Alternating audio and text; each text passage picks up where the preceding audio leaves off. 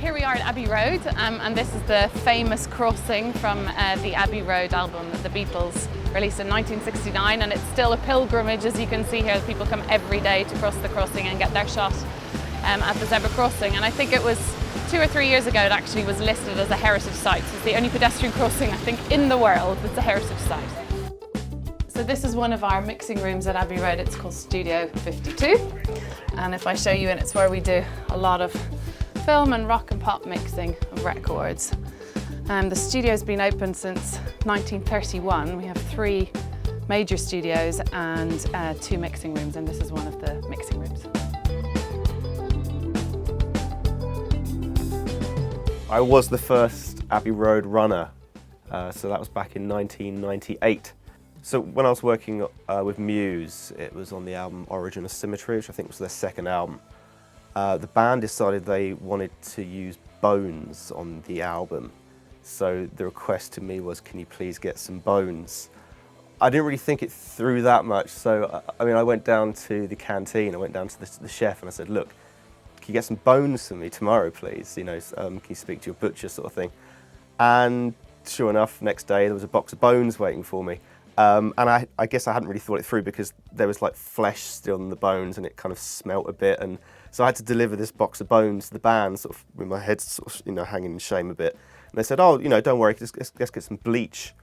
So we had buckets of bleach, and there's me and the band sort of bleaching bones in the back of Studio 2, which was a bit surreal.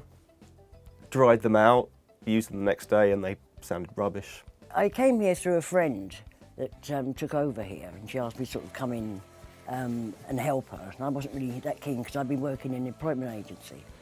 She said, well, just try it, Dora, and I've been here ever since. It's one of those places, once you get in, you never get out of, literally. Over the years, you've met a lot of people, a lot of famous people, but then what's the good part about it is, people, especially American directors and people like that, they come back, they love to see faces they know, they feel at home here, which is a good thing. Then, say, over the years, I've met sort of people who were like my idols when in the 60s, and then they end up they just walking in, hi Dora, how are you? You're like, as if you're old mates, which is great. I love the place, and love the people.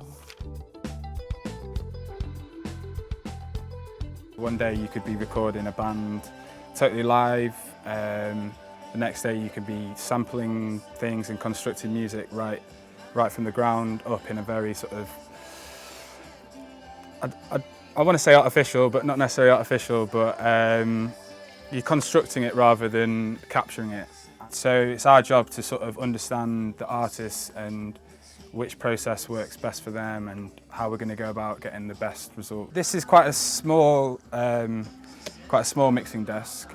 So you have all your different EQs here, which you can bring out different elements of the sound or take away frequencies that are not sounding harmonious to the music and things like that.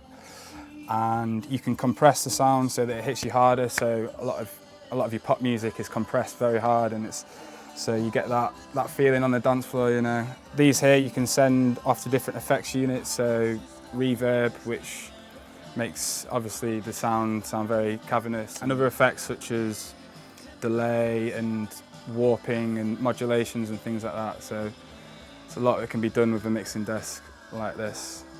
Just using a few different channels here, and you can bring that in,